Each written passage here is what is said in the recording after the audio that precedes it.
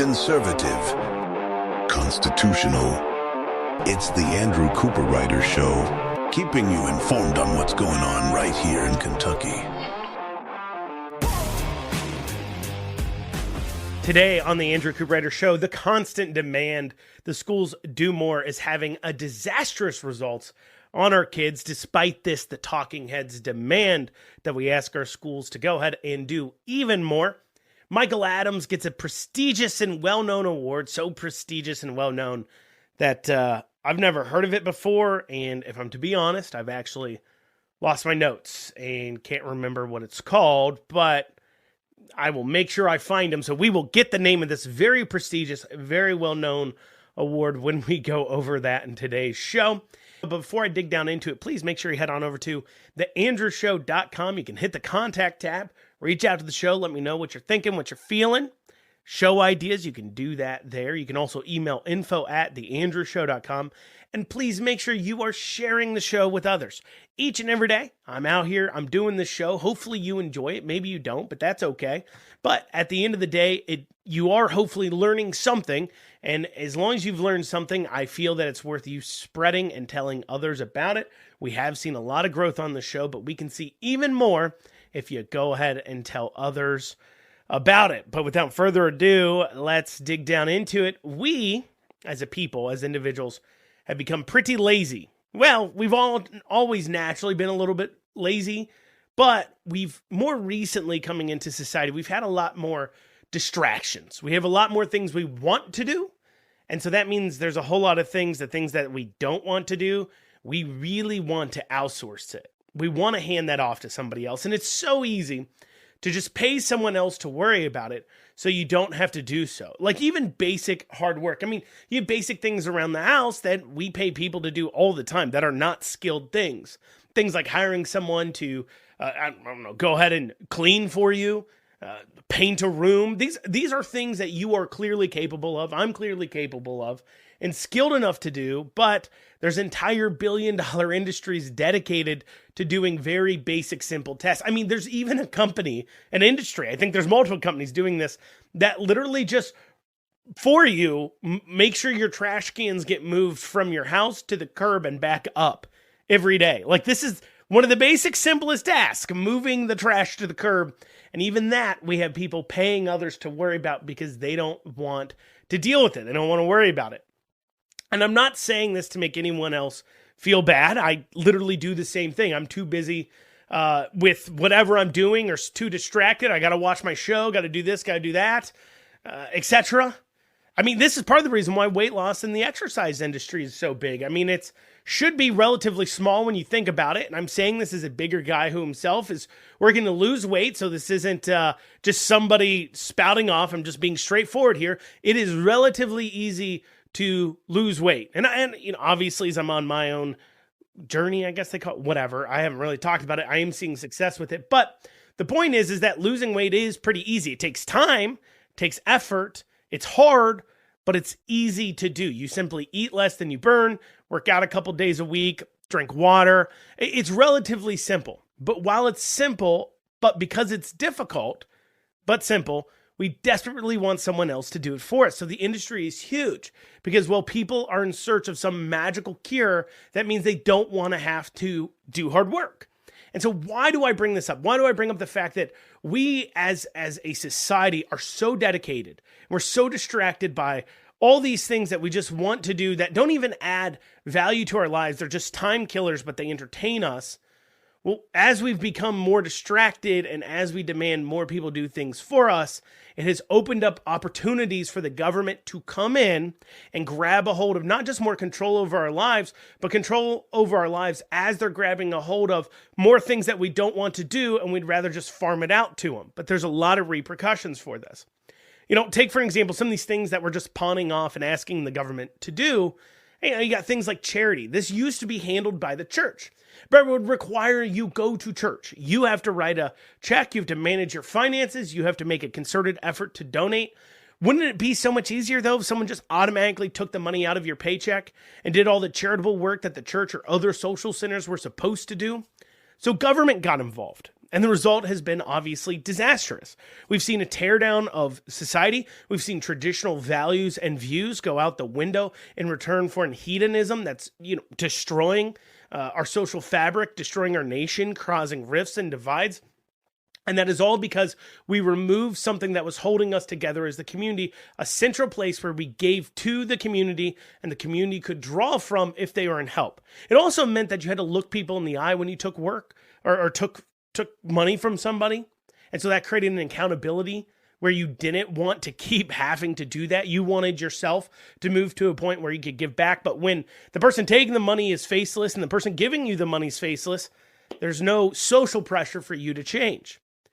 And then this leads to other things. Wouldn't it be easier if everyone just pitched into a central place that could just go ahead and take care of your aging parents for you instead of it falling on your shoulders? So the government got involved, and that created Social Security.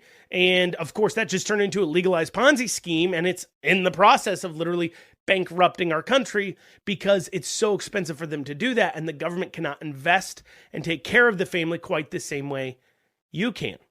And it's really hard to raise kids. You need a mother and a father, both involved. You have to spend time working with your kids. You got to spend time sitting down, helping them do homework, teaching them the values, feeding them, etc. And that's really difficult. And so we went ahead and farmed it out to the government because we're that would be easier. But the problem with the government handling all these things is twofold. One, it means your dollars are going to be wasted. Less money is actually hitting the road. For an example, if you cook your own meals, you can afford more food for the same price. But if you hire someone to cook your meals, well, now less money is actually ending up on the plate. So it costs more than just handling it yourself by a long shot. And so we're burning up money in the process because we've turned to government. And in government's case, it's not just a chef now. You need a chef, a person who manages a chef, a person who manages that chef, and then a person who handles HR for all the chefs. And so you end up with so much less actually hitting the plate compared to private charity giving to food banks and then food banks giving to people in trouble or vice versa, or if you give directly to a family, that's a choice too. But not only does it cost more, you also now are losing control. Other opinions get involved. It becomes very difficult for you to break free of that because as government and government departments, they can't be all things to all people. So rather than a customer service side of things, trying to make sure you fit and you get a customized service like you would if it was paid through private dollars, private charity. Instead, they say, here's our rigid outline, and you have to fit it, and we have nothing else to offer because we're too big. And for some people, it'll work, and for others, it won't work.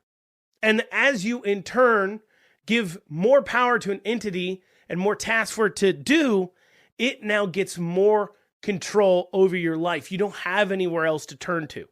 There's no market here. And this is what's happened with our schools. Schools were originally what we farmed out the teaching of our children to. It was too difficult for us to handle it ourselves, and people without children decided through some convoluted thought process that if your kids are, in their opinion, too dumb, not informed enough, well, that will affect them. I mean, and part of it too started with factories, private employers saying, we need kids to be educated to fall in line with certain aspects we need them to do for our workforce. So government, why don't you go ahead and educate them for us because we don't want to pay for that. So they created government schools. And then they passed laws making you send your kids to these schools.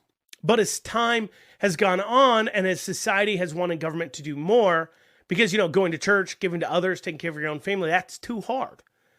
So schools took on more, but as they took on more, they started to fail at their basic purpose and focus on way too many things. And how do we correct this? Well, it's not by listening to some of our modern politicians and talking heads who recently, and this is the whole reason I bring this up, have recently been pushing for school to do more Beshear and some other policy people. We'll have that after this short break. You listen to the Andrew Cooperrider Show, your source for Kentucky politics. And you're back with the Andrew Cooperrider Show. Before the break, this is how schools really need to be focusing. If we're going to hand off the educating of our kids to somebody else into schools, which we've now been large part society's been kind of mandated to do. Obviously, you could do it yourself, but the expense of everything's so expensive. A lot of people can't homeschool. A lot of people can't afford private schools. A lot of people want to take the easy way out. As I covered before, it's difficult raising a kid. It's difficult educating a kid. So let's just go ahead and hand them off to somebody else. And I was talking about how schools need to worry about educating kids because they're failing at those basic levels. I mean, it doesn't matter which district you send your kid to. Well, it does matter somewhat. Some districts are better than others, obviously. But as a whole, in Kentucky, public school kids have less than a 50-50 shot of being proficient in reading or math. Less than a 50-50 shot. So literally, our schools aren't even teaching kids to read or do math at a proficient level. And yet, there's more people calling on them to do more. And a big push that I have had, and I know many others on the conservative side of things have had, is trying to get education back in line with worrying about actually educating children. However, the liberals in Kentucky disagree. Listen here to Jason Bailey. He's the executive director for the Kentucky Center for Economic Policy on KET recently. He gave a little bit of a talk about how he believes schools should do more. Let's take a listen to that.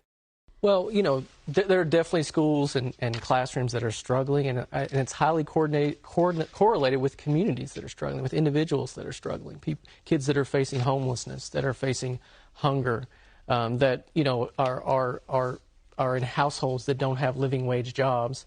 And we have to do more to invest in our schools, and we have to do more to solve the problems entire communities face. To make all the entire situation better. We can't put everything on our schools, but our schools can do more, and they want to do more. But a lot of the interventions that we know work, particularly to deal with those kids that are more disconnected, do cost resources. Schools can't even educate kids in a competent and consistent manner. However, Jason here wants them to do even more, to literally be a parent, to worry about things like mental health, feeding the children, etc. It's like all the other government programs that we have to address these things don't exist. Like there isn't already taxpayer-funded programs whose main purpose isn't to deal with that, which there is. This is the only place. There's only one place whose main goal is to teach kids to read and do math, or is supposed to be. Only one place. That's the schools. Yet there's all these other places that are supposed to be worrying about feeding the kids and being the parent to the kids when parents fail. But yet here we go. We want the schools to do more. I mean, they already failed their main tasks. Let's give them more to do. And according to Jason here, they want to do more, he claims. Not to mention that, on top of all these other government programs existing, when you call for these things and say, schools need more resources for this and that, you end up getting a double dip on government programs. I mean, I think the free and reduced lunch program is a perfect example of what I mean by a double dip program. For those who qualify for a free or reduced lunch program at our K through 12 schools, which, by the way, a lot of people who qualify would never qualify for any other type of government assistance, because how it works is if beyond a certain percentage of kids in the school are considered economically disadvantaged or on social service programs or etc., well, then they go ahead and just qualify the entire school for it. And so you end up with situations where kids are going to schools being dropped off in Porsches or $80,000 trucks or whatever, and yet the taxpayer, your dimes, are paying for their meals. So that's already a problem with this lunch program. Here's the second issue.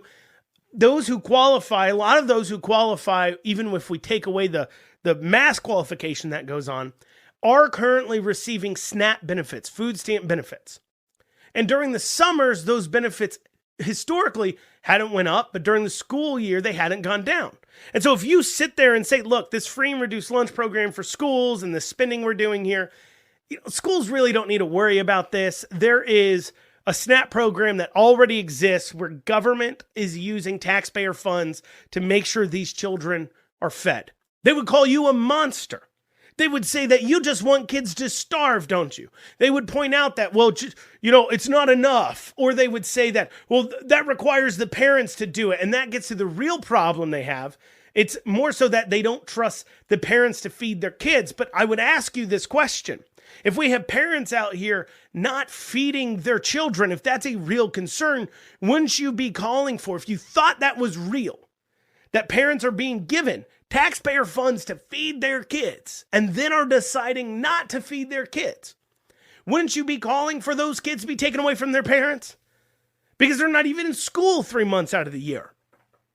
So wouldn't you be concerned about that? But no, they don't, because that's not a real thing. And how dare you suggest, as I have, that if a child is on a free or reduced lunch program, well then during the school year, if the parent's on SNAP benefits, on food stamp benefits, those benefits should be reduced because now they don't have to pay for the kid, feeding the kid. You suggest that, they'll lose it on you. Then he goes on to say that we need more funding for interventions that we know work. Now, does he put out any evidence to prove that they work? No, of course. The evidence is quite the opposite. They may be able to produce some case studies in one-off situations, but when we look at the overall trend, we've seen government call for schools to do more. We've seen government spend more money on our K through 12 education to do more. We've seen more of these advocates pushing for health, mental health care, and pushing for all these other wraparound services, dentists, even doctors, nurses, everything to be provided at the K through 12 schools. And as we've seen them call for those things, every single metric when it comes to kids have gotten worse. Mental health has gotten worse. Crime rates have gotten worse. Drug usage has gotten worse. None of this is working. And meanwhile, the kids have gotten worse at being competent at reading or doing math. It's not working. Now, of course, it's not surprising that the Kentucky Center for the Economic Policy would advocate for such ridiculous ideas without any evidence to back them up, because their team members, there's 8 of them, and their partner organizations, they're in the same situations. Where when you look at their team member on their website, the 8 bios, if you go through and read them, and you look at their partner organizations and you read those bios, you're going to find things like former director of policy under Clinton, or former HHS secretary, or former Department of the Interior, or former policy advisor on XYZ, or former worker for a chamber of commerce or something like that. But what you won't find in any of their bios is somebody who's actually accomplished something themselves. Instead, what you end up with in things like the Kentucky Center for Economic Policy is individuals who have never built a thing. They've never actually themselves contributed to society. They have made a job out of leeching off taxpayer dollars, a job out of trying to convince others how to spend taxpayer dollars. Meanwhile, they've provided nothing of note or value. They haven't built, they haven't put inputs. All they've done is taken from the system. And yet these experts who've never done a thing is who the media and other places turn to in order to get advice for how to handle policy. These are the experts. But it's not just here. Here's a press release. It wasn't just on KT. We've got a press release from back on, I believe, the 28th. Governor Beshear's office says Kentucky among 6 states chosen to participate in project to support youth mental health. Reading from within the press release here. The Policy Academy builds on the National Governors Association's 2022 to 23 Chairs Initiative on strengthening youth mental health. As young people face a mental health crisis that was exacerbated by COVID-19 pandemic, elected leaders are needed to align partners and ensure adequate mental health resources are available to students. The 6 participating states will advance student mental health and well-being across a variety of state-led approaches, and Kentucky's state team will be focused on expanding and improving school-based mental health services and support. This project will also support states in leveraging and incorporating student voice, a critical part of realizing state goals and policy objectives throughout the project. Now, at this point, with all these things going on with mental health, this announcement, we're going to spend even more money participating in a project to support youth mental health. These are all state-led, government-led things. At this point, you would think that it would just be cheaper, that if a parent decides they want to take their child to a therapist, we just pay for it. The government just says, take your child to whatever therapist you want, we'll pay for it. That's how we're going to help youth mental health. But that would involve parents having a choice, one, and two, that would mean parents are now taking initiative over raising their children. All this talk about we need to increase mental health, we need to take care of these students' mental health. It's not about students and their mental health. It's about taking more rights away from the parent. And we know because of how they're executing these programs. They're not doing it alongside parents to help parents along. They're doing it from a state perspective, from a central government perspective, because they don't believe you can be trusted to raise your children. Period. That's it. That's all it's about. And the minute we stand up and say, look, schools are failing at the basics. Why don't you let us worry about parenting? And meanwhile, the schools worry about doing math and reading. Until we start demanding that, even out of our Republicans, because even Republicans buy into this stuff and repeat the same things about, we need more mental health services in K through 12 education. Just this past session, they passed a new bill creating trauma response teams in order to respond to the mental health needs of children. We need a change. Well, coming up after this, we'll be talking about Secretary of State Michael Adams gets a prestigious award that I've never heard of before. We'll have that after this short break. And you're back with the Andrew Cooperrider Show. So Michael Adams has received the prestigious JFK Profile in Courage Award. So prestigious that I honestly had never heard of it until Michael Adams insisted on posting about this like literally 20 times over the last 24 hours. It's all he's been posting about. So I'm like, well, apparently it must be a pretty big deal. And I looked at who else had been awarded the award. He joined some of the greats like David Baker, Michael Street, and Marsha Turnus, who won the award in 2012 for their work on marriage equality. Gabby Giffords, who won the award for her work on passing gun control. George W. Bush for political compromise. Paul Bridges for his work on immigration. Bob Inglis for his work on environment. Daniel Malloy for his work on immigration. In 2017, Barack Obama got the award, U.S. presidency. Mitch Landrieu, who in 2018 got it for civil rights. Specifically, he was the New Orleans mayor, and he removed 4 of New Orleans' Confederate monuments. That's right. That's exactly the reason why he won it, according to their profile on him, was because he removed Confederate statues. Nancy Pelosi, who, according to them, put national interest over party in 2019. In 2021, Mitt Romney won it for, once again, national interest over party. They then gave out an award for COVID courage to several people, including one Governor Gretchen Whitmer, who you may remember COVID courage for her meant locking people into their nursing homes while she flew her own mother out of state so she wouldn't be killed by her own policies.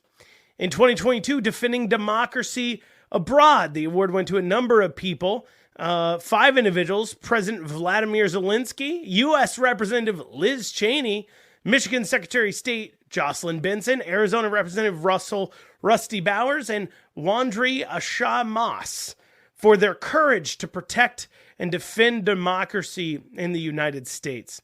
In 2023, for international diplomacy, they gave it to the leaders of South Korea and Japan. They also, in 2023, gave it to the South Carolina state senators for their work on reproductive rights. That's right. 1 Republican, 1 independent, and 1 Democrat formed a coalition to fight a near total abortion ban. So they gave him that award. And then finally, Michael Adams has gotten it for, quote unquote, election integrity.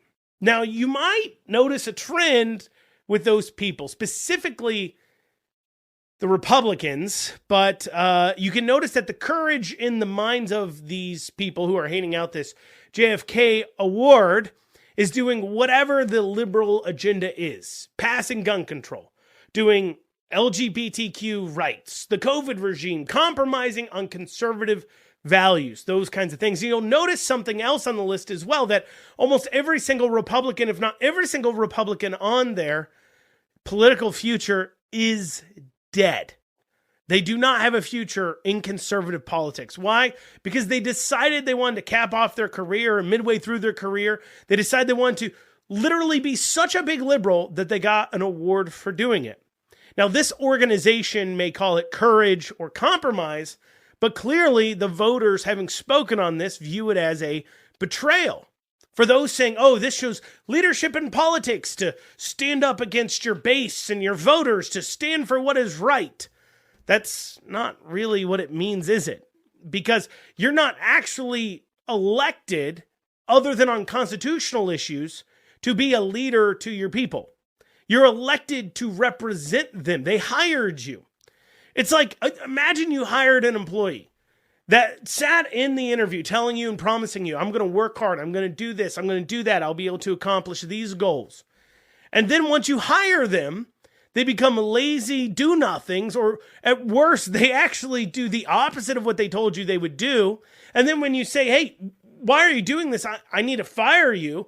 They're mad at you. They're saying, I had the courage to stand up to my employer. Yes, he hired me on promises that I made, promises now I'm going back on, but that's because I have courage and they don't.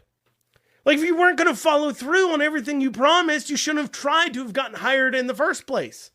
This is the same exact thing. So despite the fact, if anything, it would appear the award is a signifier, a final accomplishment to write on the tombstone of a Republican's political career. This, as I said, hasn't stopped Michael Adams from posting about this pretty much nonstop over the last few days. Which, I mean, what can we expect from a person who's so full of themselves like Michael Adams? Like, one of the things I just absolutely remember about Michael Adams always comes to mind is when you walk into his office waiting area. On the side of the wall, probably paid for by taxpayer funds, mind you, there's like a 10-foot long, 4-foot wide black and white photograph.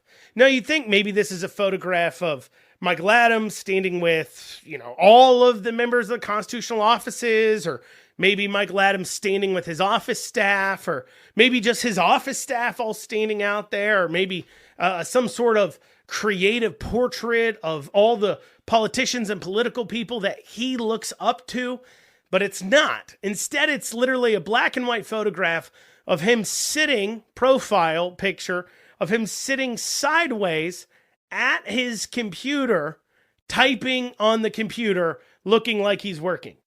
It's like he's trying to convince you he's hard at work. That's why he can't get to you. So he puts up a photo of just himself. You see the same thing too. When you go to the state fair, if you go to the state fair this year, go walk around. You'll see each of the constitutional officers have their own area set up. And what you'll notice is Michael Adams is the only one. He's got a giant booth, bigger than almost anybody else's, if not the biggest. So he's got a giant booth, and on that giant booth is a giant picture of him sitting there, Michael Adams underneath. I mean, the guy knows how to market on taxpayer dollars. I'll give him that. And so they profiled Michael Adams. They did a video digging into him. Let's go ahead and listen to some of that. I took office in 2020, 2 months before the pandemic hit, and my job changed overnight. Suddenly elections became very controversial. And that's why in Kentucky we're the first state in America on election night to put our points on the board and show people who won and lost. And I like that about Kentucky. We've passed bipartisan election legislation, sometimes unanimously, and we expand places to vote, but we also take reasonable steps to ensure integrity. The same man who won by a hair in 2019 was now the top Republican vote getter. I wanted to run a campaign that was positive, that was unifying.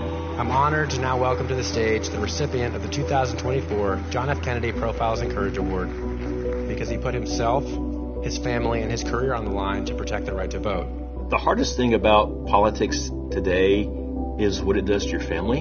It broke my heart when my wife had to take my bumper sticker off our SUV because she was worried about being harassed. My own party turned their back on me for a while and kind of left me by proving that we were right, and then being reelected by a large margin made it safe for Republicans in Kentucky to take the stances that I take. And so I hope that part of what this award ceremony helps convey is not just the need for courage by public servants, but the need for engagement by everybody. Every moment, the most important election in history draws nearer. We honor his political courage tonight by casting our ballots in November.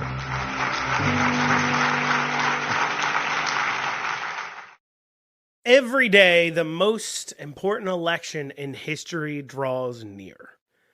This is called the JFK Award, right? Like, after the president that if didn't get elected, certainly this most prestigious award wouldn't exist. Imagine giving out an award in a president's name and saying, oh, by the way, this the award recipient that this is named after, the award this is named after the president, didn't actually matter. He wasn't as important as this next one, this next election. Very important, very important. And that line right there should tell you what this award is really about and the real reason why they gave this to Michael Adams. We'll be digging into that after this short break. You're listening to The Andrew Cooperrider Show. And you're back in this final segment of The Andrew Cooperrider Show. So before the break, we were digging into this JFK Profile Encourage Award.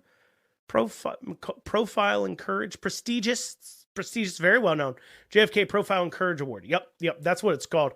And Michael Adams very proud of himself for receiving it, posting about it nonstop, and we played some of the profile, and you could tell from the profile what it was about and why they give this award to Republicans and why the list of Republicans who've received this award is right around the same time that their careers have died.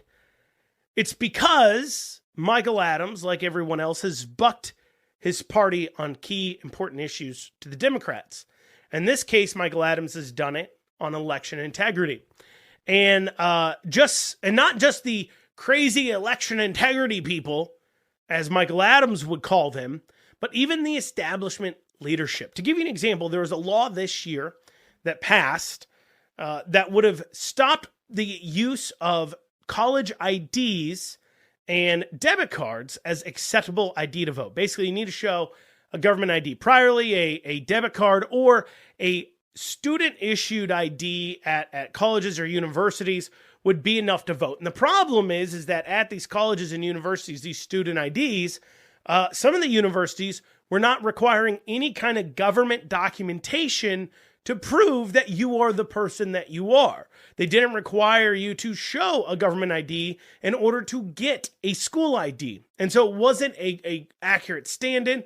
And obviously, this is to protect who's voting, make sure it's the right people. But Michael Adams actually came out and attacked this law, a law that passed, that his own establishment leadership said, this is a good bill, we're going to let it pass. And he was against it for no good reason, other than he didn't want it because he didn't want any laws that weren't his ideas to pass when it came to elections because he was worried it would be a besmirch on his legacy, whatever that means and whatever's left of it. On top of that, you have his voting centers. He's been very proud of it, but it's been pretty awful in many counties. Now, typically on election day, you don't run into this in Fayette County, but in Jessamine County, in other county surrounding areas, in smaller counties, I know Oldham County had big issues with this, they will have voting centers where anybody in the county can vote at any of these locations. But there's been a big problem at these voting centers, and that has people have been getting the wrong ballots. I know for a fact of situations in Jessamine County where people walked in, said they were Republican, and got handed the Democrat primary ballot, or walked in and said, hey, I live at XYZ address, and got handed an inaccurate ballot for them, where they got a ballot that had, for an example, they live out in the county, they got handed a ballot, though, that included Nicholasville city council races, which they're not even eligible to vote in. That happened in 2022. And then this last election cycle, I know of several people, once again in Jessamine County, who got handed the wrong ballots with the wrong races on them. And that represents a real threat to election integrity because your average person walking in there probably doesn't know what their ballot is supposed to look like. So when you hand them a ballot and they don't know what it's supposed to look like, they're like, oh, thanks. And then they go to vote. The problem becomes is that, especially if they're casting elections in things like city council or what have you, when your main way of campaigning is door to door, and if you're not spending a lot of money on ads, but then other people out of the district end up getting to vote, well, the people who spend a lot of money on ads will end up getting more votes because people who are out knocking doors would have never knocked your door because you're not in the district. During an audit that occurred out of the 2022 elections, it was discovered many of the voting machines were missing their security seals.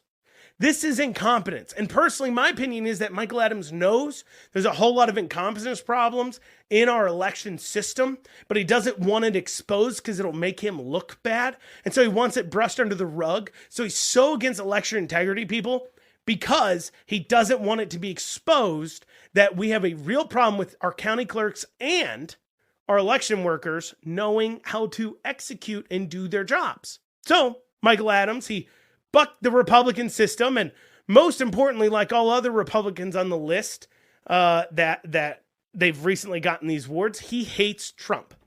And if they can lift up an anti-Trump Republican, it's a win, especially an anti-Trump Republican out of a deep red state. They hope it'll give maybe more courage to other Republicans to come out against Trump and support Biden.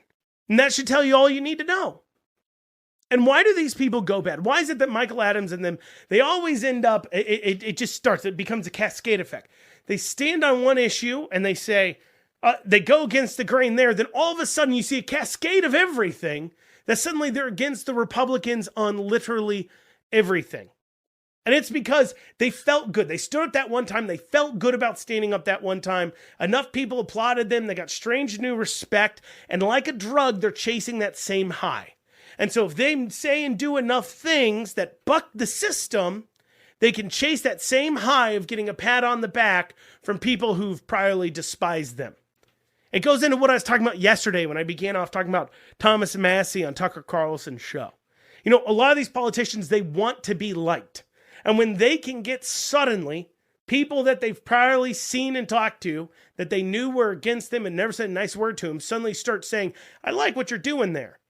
They love it. It fills them full of dopamine, and they go after that constantly.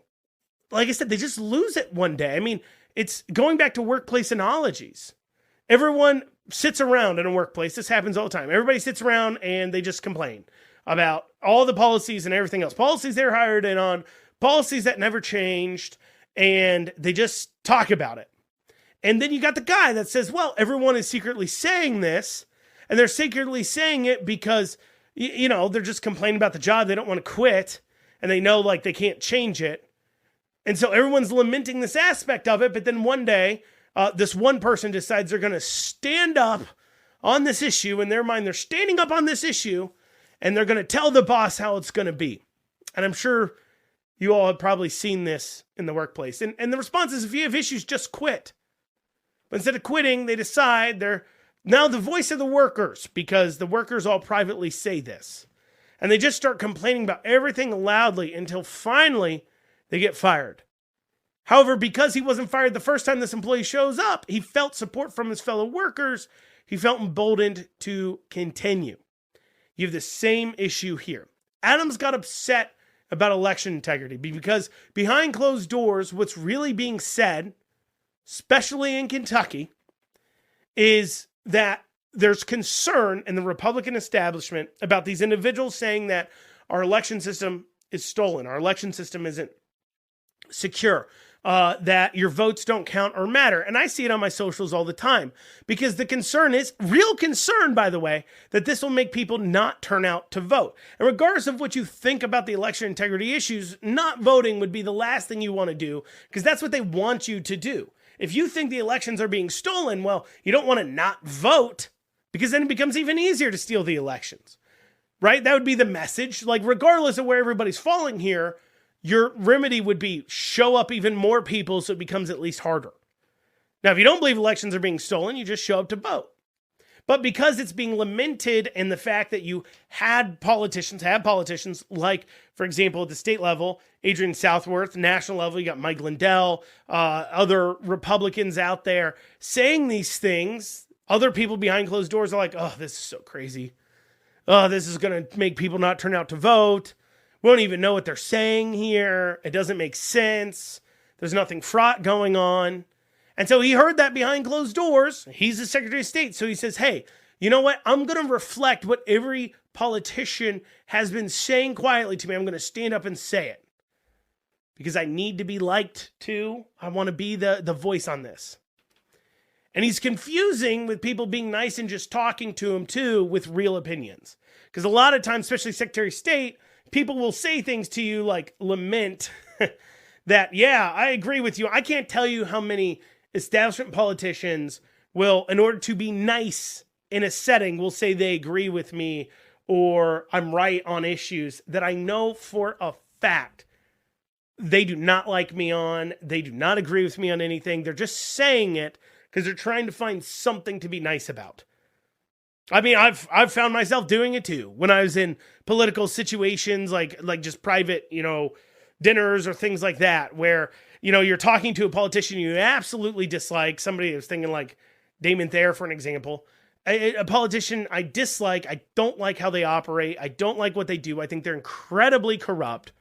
And we're in this social situation and it's like, hey, I like what you said in that interview about those people. Thanks for doing that.